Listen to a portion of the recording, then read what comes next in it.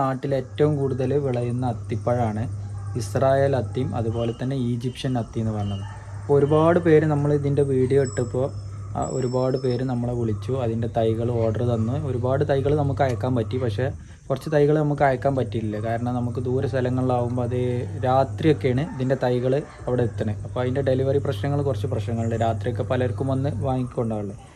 അപ്പോൾ എനിക്ക് പറയാനുള്ളത് എന്താ വെച്ചാൽ നമ്മുടെ നാട്ടിൽ സുലഭമായി കായ്ക്കുന്ന അത്തിയാണ് ഈജിപ്ഷ്യനും അതുപോലെ തന്നെ ഇസ്രായേൽ അത്തി എന്ന് പറഞ്ഞത്. രണ്ടും നല്ല രീതിയിൽ കായ്ക്കണ്ടിട്ട് ചെറിയൊരു ചട്ടിയിൽ നമുക്ക് മുറ്റത്തൊക്കെ വെക്കാൻ പറ്റിയിട്ടുള്ള ഒരു ചെറിയൊരു മരം തന്നെയാണ് കേട്ടോ ഇസ്രായേൽ അത്തി ഈജിപ്ഷ്യൻ അത്തി. രണ്ടും ഞാൻ നോക്കിയപ്പോൾ ടേസ്റ്റ് ഒരേമാതിരി തന്നെയാണ് കേട്ടോ.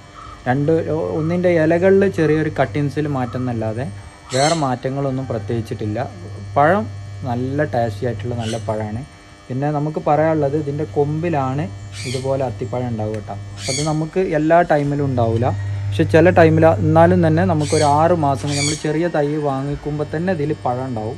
ഒരു 6 മാസം കഴിഞ്ഞാൽ ഇതിൽ പഴം കായ്ക്കൽ തുടങ്ങും. ഇനി ഇല്ലാത്തൊരു വിഷമമൊന്നും ആവണ്ട, ഒരു 6 മാസം കഴിയുമ്പോൾ തന്നെ ഇതിൽ പഴം ഉണ്ടാവൽ തുടങ്ങും. അപ്പോൾ പഴം എന്ന് പറഞ്ഞാൽ ഏകദേശം ഇതുപോലെ ഇങ്ങനെ ചെറിയ പഴങ്ങളാണ് ഇതിൽ കൊമ്പിൽ ഇങ്ങനെ ഗ്യാപ്പിലായിട്ട് വരിക. അത് വളരെ പെട്ടെന്ന് തന്നെ വലുതായിട്ട് ഇപ്പം ഇതിൽ ഞാൻ ഇന്നൊരു പഴം ഉണ്ടായിരുന്നു, നമുക്ക് ദിമ്മണ്ടായ പഴമാണ്.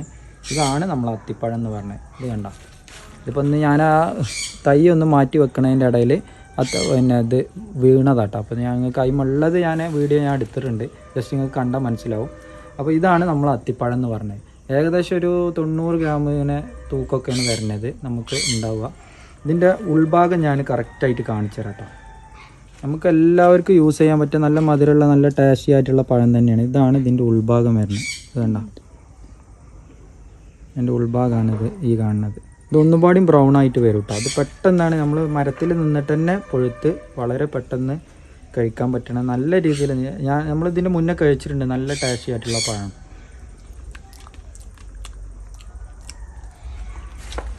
നല്ല മധുരമുള്ള പഴം കേട്ടോ. അത്യാവശ്യം നല്ല മധുരമുണ്ട്.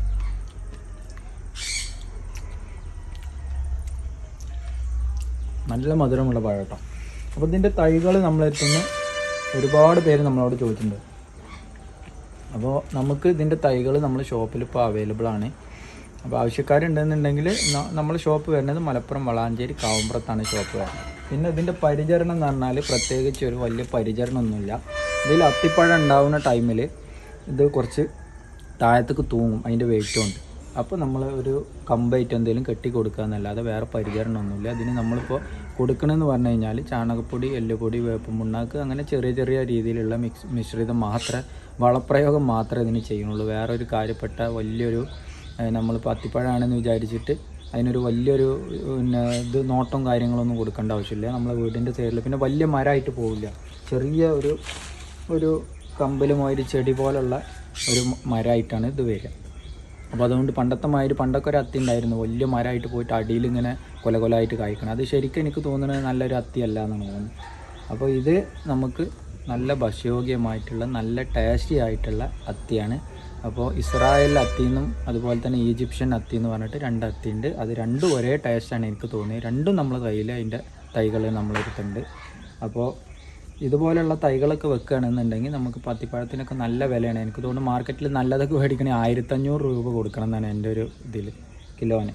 അപ്പോൾ നമുക്ക് ചെറിയ രീതിയിലൊക്കെ അത്തിപ്പഴം കഴിക്കാൻ താല്പര്യമുള്ളവർക്ക് ഇതുപോലുള്ള തൈകളൊക്കെ കൊണ്ടുപോയി വെക്കുകയാണെന്നുണ്ടെങ്കിൽ വീട്ടിൽ നല്ല രീതിയിൽ ഇതുപോലെ കായ്ക്കൂട്ടാം.